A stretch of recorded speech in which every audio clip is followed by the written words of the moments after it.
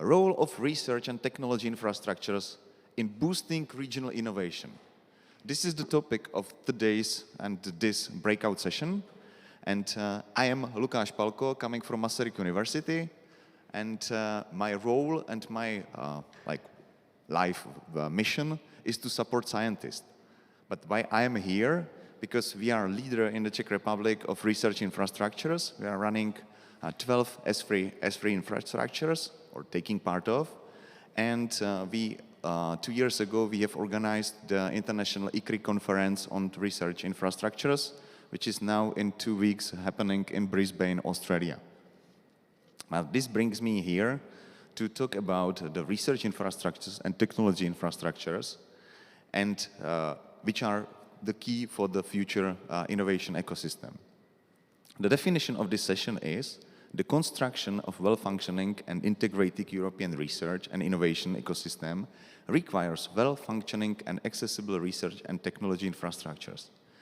This session will look at the state of the play and key recent developments of research technology infrastructures in Europe. And for this discussion, I feel privileged to have these distinguished colleagues and speakers within this panel. Ornela Degiacomo, Deputy Executive Director of Central European Research Infrastructure, CERIC. You were participating there since 2015, and Ornela has 20 years of experience in research infrastructures. First as a user, and then later as a coordinator. So welcome, Ornela, please. And second is István Szabó, Deputy CEO for Strategy and Innovation of Hungarian Research Network. And he is an expert also because he holds a PhD in economics, focusing on research infrastructures. So welcome here. For me, it is important to start with the terms, what we would talk about. First is technological infrastructures, and second, or vice versa, research infrastructures. I can use the scale of TRL, technology readiness level, so we can start with research infrastructures in the beginning of this scale, and then we would continue with technological infrastructures. We've got the terminology quite fixed, because we are talking about research infrastructures since 2002, when was S3 established. But about technology infrastructures, this is a very recent topic. It started in 2019, and nowadays, or in this year, there was established an expert group talking about this topic.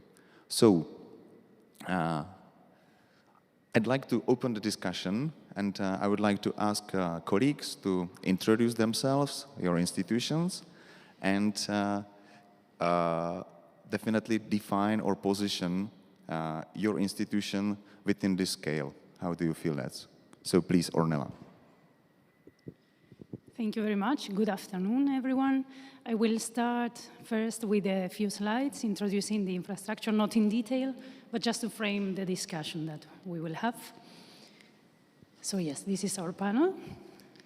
And CERIC, as you see in the name, C stands for Central European Research Infrastructure Consortium, and the ERIC legal form essentially involves member states being members of this consortium, and member states own the research facilities that then provide access in our infrastructure. This regulation is from 2019. We had 6 countries in the beginning as founding members, and currently 8 members. Now, yes, about CERIC, the main goal of this infrastructure is to provide open access for researchers, but not only. If you see, we have open access, and open means really open. So anyone coming from any place in the world, and from also research or industry, as long as they accept to make their results openly available.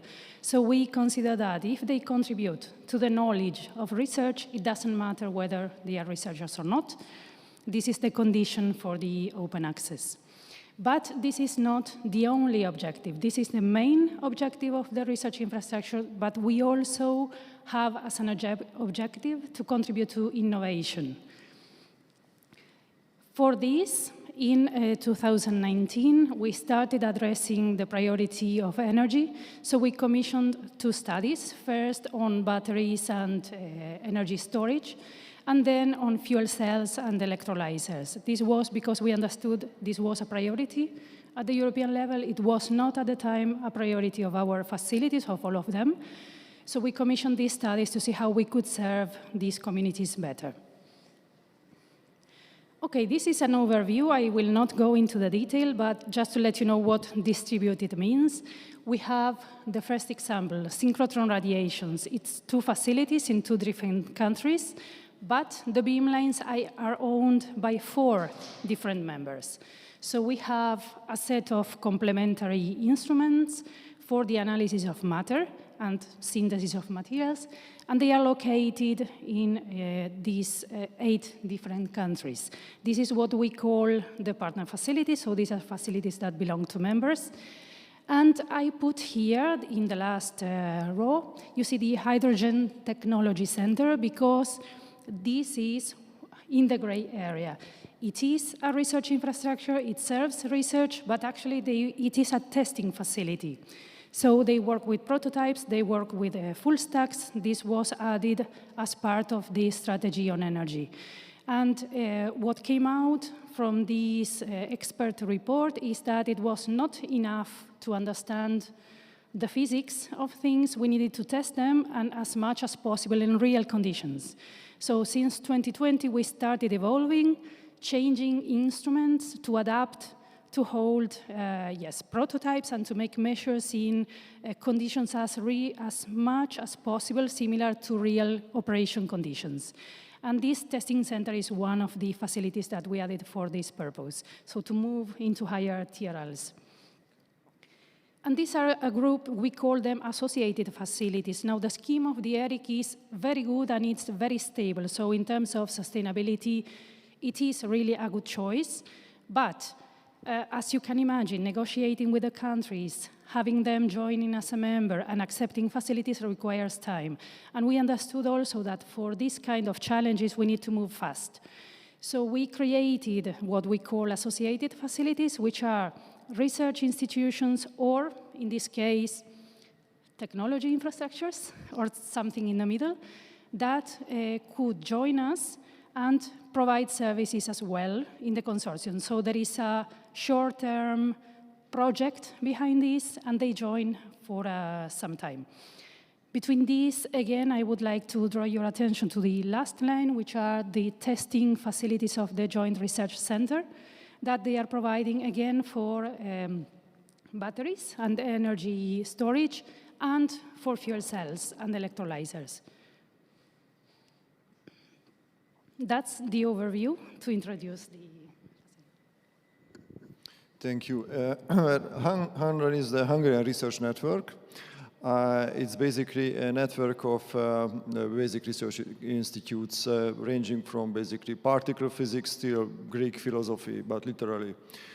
So we have every kind of research infrastructure as well, which means that we have those, I would say, traditional infrastructures, when infrastructures come into people's mind, like the Budapest Neutron Center, which is actually part of CERIC, of this distributed research infrastructure. But at the same time, we have many databases as well. So because databases are also very important research infrastructures, especially in humanities. And we have also a research center for humanities as well. I would say that our research infrastructures are mostly mirroring those large-scale infrastructures which are available in the European countries. So, like we are contributing to great initiatives like CERN, like in the life sciences, for instance, ERIC, BBMRI, to name a few, again, CERIC, but also to the European Social Survey. So we have multiple connections with European large-scale infrastructures. And we believe that these infrastructures, which are here in Hungary, could be either a very strong nodes or a very strong, I would say, training grounds for our researchers so that they will be able to carry out more advanced researches, for instance, in CERN or at EMBL, as a matter of fact.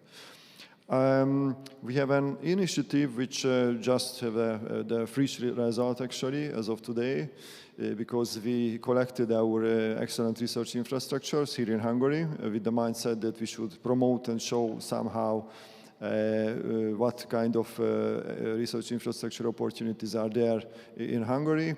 And just as of today, the National Research Development and Innovation Office announced the new list of research infrastructures. And I'm happy to tell you that quite a few HUN-REN research infrastructures has been added to this list. And this means that we have now 120 excellent research infrastructures, and more than half of those are operated by HUN-REN. So I think that this nicely shows the critical mass of research capacities within the network. We have an important homework now, which is undergoing, that what we experienced, that the different science branches, I would say, a bit reluctant to cooperate with each other. So it would be nice to see, biologists cooperating with physicists, and potentially even from someone from the economics, for instance, or from the side of humanities. There are infrastructures for this initiative as well. So, for instance, we are members also in IRIS. You might know it. It's the European Research Infrastructure for Heritage Science, where also humanities are there, and they are using basically physics infrastructures for their researches. And these kind of multidisciplinary initiatives are the ones which we are trying to achieve within the network.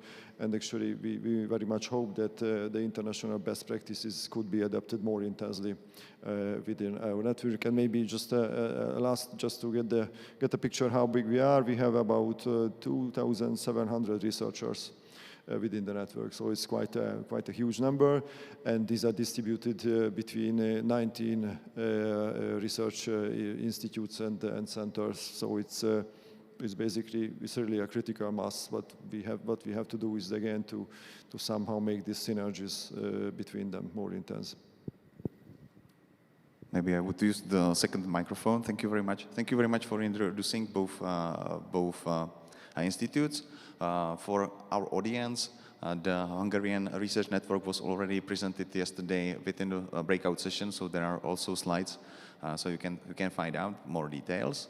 And as Ornela positioned the CERIC somewhere into research infrastructures and maybe into also technology infrastructures, and we will talk about this distinction.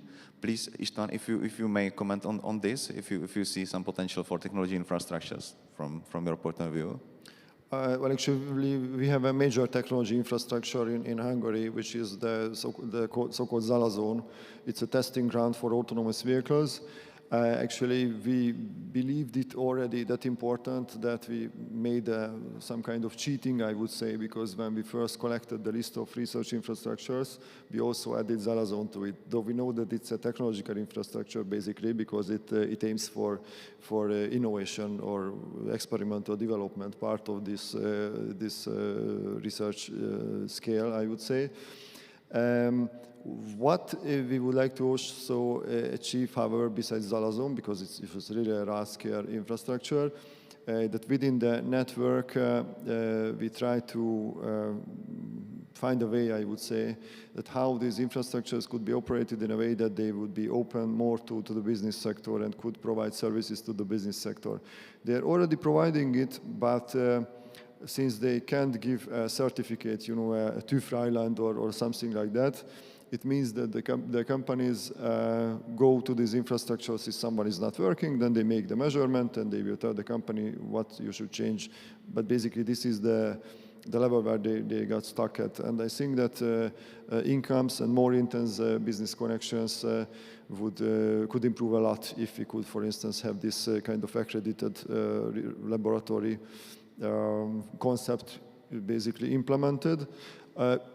Although I know that accredited laboratories are quite different than from a research laboratory, but I think that these two could live next to each other quite nicely.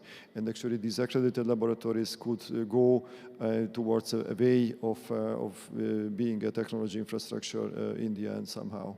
So this is how the situation looks like. And actually, this is more or less the same for the universities as well in Hungary.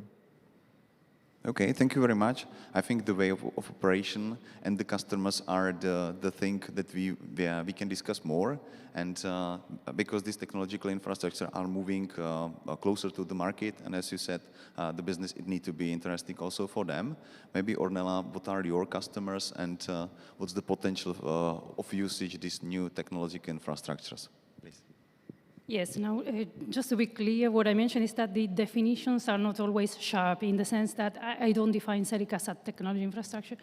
It's a research infrastructure, no doubt about it, but definitions are not completely mutually exclusive sometimes, so there is some kind of overlapping in what we do. Our clients, and this is a very simple question with a tricky answer, actually, because we ask whenever there is a proposal for an experiment to declare whether this proposal is related to industry. Now, 5% declare that these are industry-related research, and we have also direct access from companies. I remember I introduced the ERIC because the ERIC has some characteristics between these that we can do only limited economic activities. So this limited is, again, not clear. We have companies accessing directly less than 5%. However, 11% of our publications in the last 5 years involved industry. And if we checked patents, we discovered that for the last 5 years, 27% of our publications were cited in patents.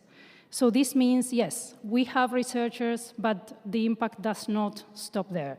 And who is the final client? The person coming to the facility is a researcher, but who is benefiting from that knowledge is also industry behind. So this was a great discovery for us. It was a surprise to see that they are cited on first or second order, our publications in patents.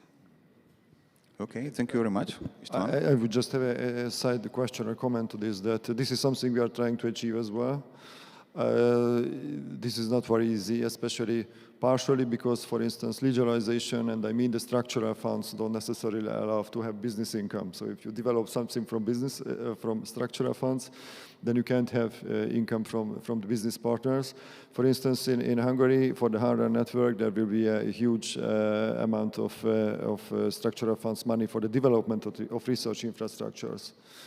And there we clearly had to state that there won't be any business income from those developments in the next, say, 5 years, which is, yeah, I would say a bit strange. At the same time, in the already existing infrastructures, we are trying to do something like this, that how much industry could use that, open it up, etc.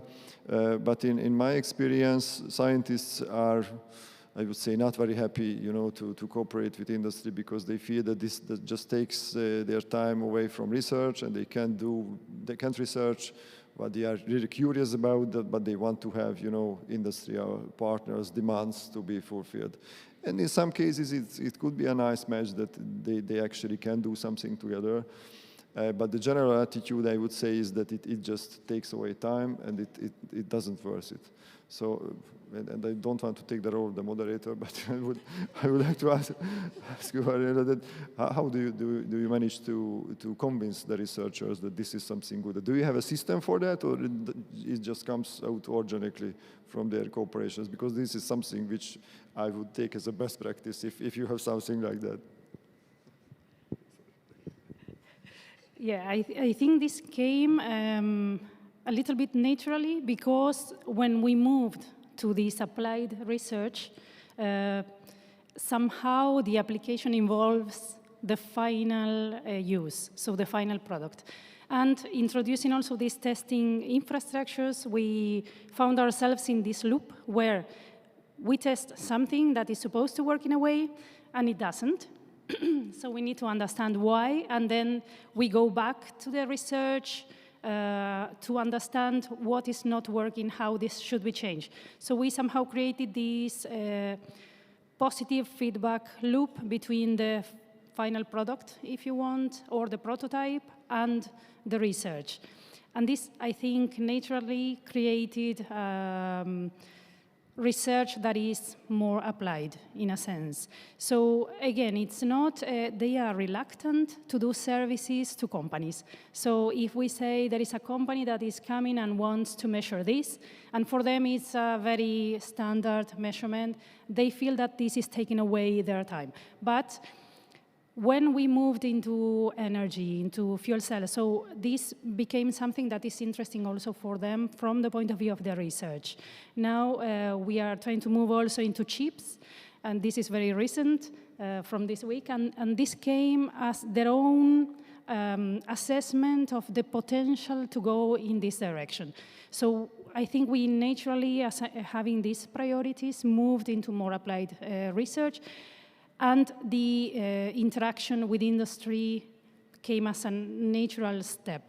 Again, it's not service generating income, but what we are looking for is to have an impact, not necessarily an income. Okay, thank you very much. And you touched a very important question about the future financing, because we are here for the week of innovative regions, and we are talking mostly about the synergies between different type of funding. And as we learned, the structural funds are like fixing the purpose just for the research, and it is, because we are implementing these rules. The other thing is about the future, how to like sustain, how to keep the technologies up to date, and maybe what to deliver and what to recommend to our funding authorities, how to behave, because we are facing this, and applied research is the right direction. Well, yes, this is a recurring problem for us as well, because, and it's pretty much the same for research infrastructures when you also build a pool, you know, in a small village. Actually, we have such examples that they built very nice swimming pools in the village, but didn't sort of, you know, the upkeep of that project. And we continuously get, I would say, questions from the research network, from the research infrastructures that, okay, we have managed to get this huge large-scale infrastructure, and it's nice because it's being implemented, we switched it on, and from now on you should pay something for the maintenance. Actually, this is pretty much pretty similar to the case when we are asked that we should join a large-scale international research infrastructure. And I just told Ornela during we were waiting for the audience that CERIC made a very good model in this. Actually, I don't want to take CERIC's role away, but basically they're operating a model, which I won't spoil now, which gets other countries on board quite comfortably, I would say, without too much commitment. While other infrastructures, like the traditional ones, like CERN, demand huge amounts of money to be paid by the member states, and the member states sometimes, I would say, asking questions, how much good does it actually for us? And obviously, in the smaller scale, this comes out to the domestic research infrastructures as well, where we basically somehow have to find the means how to finance these infrastructures, because researchers are obviously very enthusiastic and want to have the best equipment and don't necessarily, I would say, plan ahead for 5 years' time that they should pay somehow this from something. A very fundamental change would be, which I don't think, or I don't know if it will ever come into practice, that actually from the structural funds, you should be able to somehow finance also the operations as well, because it's now, as we all know, it's strictly forbidden, basically, which doesn't make these projects necessarily sustainable in the long term. And yeah, of course, from the structural funds, you should build something to develop and everything. But after a certain development point, I would say, it also makes quite a reason. So it's quite reasonable to maintain something or make some smaller upgrades on it, and not just buying new ones. For instance, in this new call, which I mentioned you, which will be open to the HUN-REN research infrastructures, basically each of our institutes will have to buy new equipment, which is nice because they will get, again, new equipment. But yeah, you get the point. So it would have been very nice if this core, for instance, would allow to finance a part of the operations phase as well for the other ones which are also there and actually will be in operation in the future. Thank you very much. You touched the very special system of financing operating within CERIC, so I would like to, Ornela, if you can comment on that. Thank you. Oh, okay, the model is the following. For several years, we didn't require any membership fee. Actually, for almost 10 years, we are becoming 10 years. We became 10 years in June this year. So the initial model was that when entering the ERIC, members committed to maintain, upgraded the facilities. So it was up to the member, their commitment was just to keep the facility up to date, always, and sustainable in terms of making it available for excellent science. So this is what we asked for them, and this was their contribution. And the host country covered for the costs of the ERIC, so this coordination, and some funds for internal research and specific projects like what we have seen to integrate these facilities and make them work better. So this was the model until not long ago, and then we changed, introducing membership fees, because, okay, nothing is certain, and we thought that it was a more sustainable model to have, let's say, a mechanism to put in place membership fees. But now the substance of these membership fees is that they are small compared, of course, to the operations of the whole infrastructure, and that, since we have the host contribution to operate, only 10% of the membership fees goes to this integration and operation, and 90% goes back to the facilities.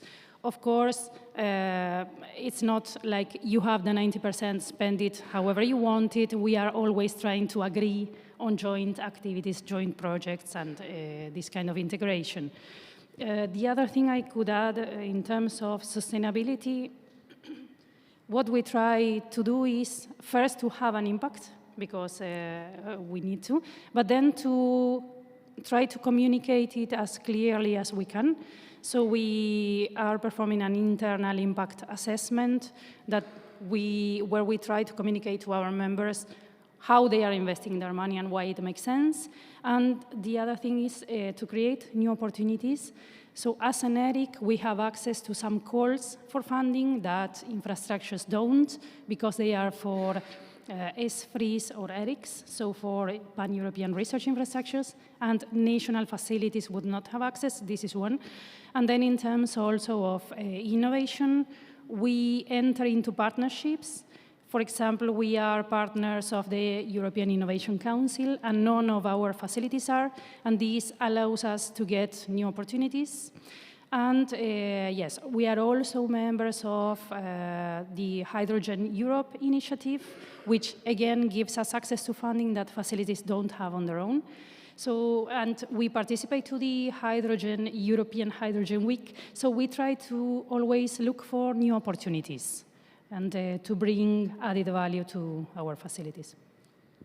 Okay, thank you very much. The impact is it's very important, and as you said, the structural funds and the usage of possibility to small upgrades to the existing infrastructures and operating costs is very important, because the sense of the research infrastructures is to somehow concentrate this effort to places where to share to the others. Okay, thank you very much. I've got another question about integrative approach of research infrastructures, like to more cooperate or to merge some. If you can elaborate on this. Okay, yes. As you see, we are trying as much as possible also with these associated facilities. We are trying as much as possible to integrate and to work together. Not because just to do it, but because it makes sense. And because we have developed in these 10 years, some methodologies that are very easily transferable or applied. We find a lot of value in the synergy and in working together. We have critical mass. There are a lot of reasons why we would go for working together. I'm very much in favor, this is not a popular view, but I'm very much in favor of an integrative approach. There are some very good examples in the world of research infrastructures. of infrastructures, like in the earth science, there is EPOS that gets together 10 different communities, and it's only one research infrastructure putting them together. Of course, this makes their lives hell, and it took them 20 years to arrive to work together, but this is a great example which I think should be promoted.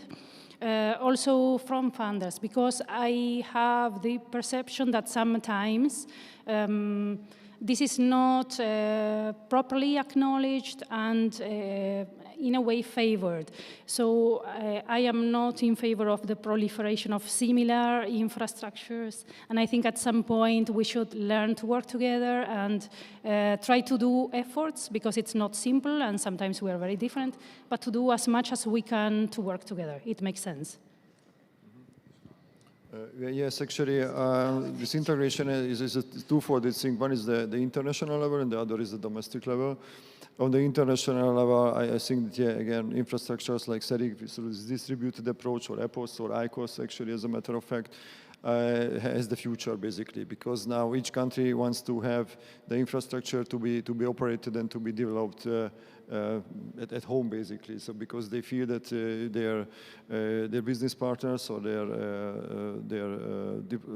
suppliers can basically contribute to the development of that infrastructure which is located in their country. And yeah, that's, I think that's quite an important fact.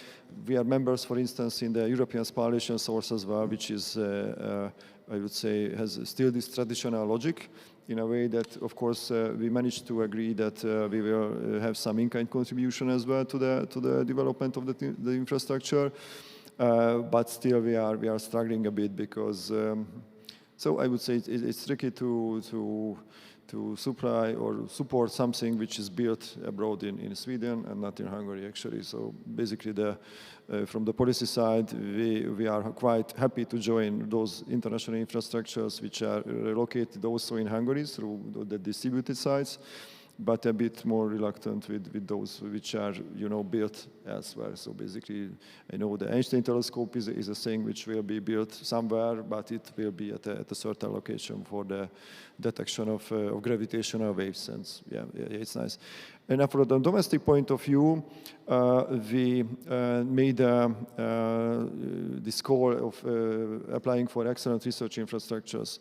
And we set up a so-called National Research Infrastructure Committee back in more than 6 or 7 years ago, I guess. And that committee, when it received the applications, gave feedback actually in the first round for the applicants that, hey guys, you also have an electron microscope, and you also have an electron microscope, and you as well. Maybe you should form a network from these electron microscopes, and also through other different infrastructures. And actually, we were, I would say, quite successful with this. So because it was a bit stunning that how much or how less the Hungarian researcher community knows of each other's research infrastructures. We all know the phenomenon that there is an infrastructure in one room, and in the room next to it, there is also another which is basically the same. And yeah, it has a national scale as well, that in the city of Budapest there is a research infrastructure, and it's also there in Debrecen and maybe in Pécs, and yeah, you get the point. And that's why we tried to form such domestic networks, and I would say that we were quite successful with that. So I think basically when we are trying to find out how to be more competitive, how to have excellent research again and everything, which is now on the agenda of the European Union, then it's obvious that we have to collaborate more intensely, which is basically depends on networking and building these integrative activities. Okay, thank you very much. We try to do the same effort within one university as you did as a national level, and we are doing it very strongly, I would say, because every single researcher really wants his own toy. That's it. So we know what we are talking about, and sometimes it's more successful to instead of 2 microscopes to buy one, which would be even better and deliver more. So congratulations to this effort. And because we've got last 10 minutes to the end of the session, do you have any questions from the audience? I would kindly ask panelists to think about the concluding things. Where do you see the future of technology, technology infrastructures, or what steps should be taken for research infrastructures itself? Do we have any questions? No, so we can go to the final things. István, if I can ask you. Yeah, because I have the mic, yeah. Well, yeah, it's a tricky thing that what could be the future of research infrastructures. I think that they are excellent tools actually for bringing together the western part of the EU and the eastern part of the EU. So that there is this phenomenon which is, I would say, uncomfortable to most, which basically is that when you take a look at the distribution of Horizon funds, at least from the statistics of Horizon 2020, you see that the Iron Curtain is still there quite heavily. So basically 85% of these funds went to the western part of Europe and some 5 or 6% went to the eastern part. So even the third countries got more than the eastern part of Europe. I always looked at research infrastructures as, you all know this triple helix concept, as they are in the center of this triple helix. So because those are basically excellent grounds or facilities to cooperate with the government, with the academic sector, and with the business sector as well. And through the development of these infrastructures, we can build I would say, solid scientific cooperations, because these infrastructures, again, kind of a training ground for the large-scale infrastructure, for those researchers who want to go, for instance, in physics, if you want to go to any large-scale infrastructure like ILL, for instance, or ESRF, first you have to learn the basics. And these infrastructures are excellent for that, so the Eastern European ones. And this could be scaled up, that you're not just making a training, basically, but you also get deeper into science. And through knowing these infrastructures, knowing these scientists, there could be that this gap between the western and eastern part of Europe could be somehow narrowed a bit. So this is what I hope. And yeah, I don't know if there will be any minutes going to the Commission or something like this, but the operational costs are something which would be indeed supported by the grants. Yes, to pick on the point of East-West and alignment, because this session was about regional, boosting regional innovation, and we did not discuss much about that. Yes, I agree that research infrastructures can play a role in boosting regional innovation, and one of the things I didn't mention is that we are open to the world, and we welcome very much also users from Japan, United States, wherever, because they bring knowledge and they help us to develop technology. However, 66% of our users are still from the member countries of the CERIC. So we still have an impact. And this is not a condition we impose in the access. We don't have any kind of restriction. This doesn't enter in any way into the selection of proposals. However, there is a local impact. And also with all the actions I mentioned through the EIC, of course, we try to bring clients to our facilities. And we have also very good examples where we brought large companies to facilities in Romania, for example, that probably there wouldn't have been an opportunity for them to meet, and they came through us in a way. So yes, we are very much looking to have this kind of impact on the regions where our facilities are located on their countries, and this is important.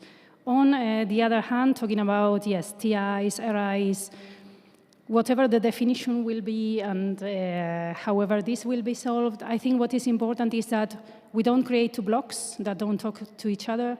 As we are doing, we have ERICs, we have EDICs, we have technology infrastructures, research infrastructures. Everything is fine because we need to address things, probably we need to program, we need to assign fines. Everything is fine, but please make us work together as much as we can, because breaking into silos doesn't make sense, and we don't get the best of each part. we need to work together. We included these testing facilities, and it was beneficial for both of us. So yes, we need to work together, whatever the definitions and the decisions will be. Perfect. Thank you very much. I see that creating borders is no way. So definitely keeping this open. And if I may conclude this session with the saying that definitely not only East-West or regional impact is based on the future of infrastructure, and it's very important to create the environment that we can cooperate much more with the business, and that it can bring the sustainability, whatever it will be named or defined as a technology infrastructure, but it will be this way. Okay, thank you very much. I believe we've got like 15 minutes to move to the central session. Thank you, Ornela. Thank you, István.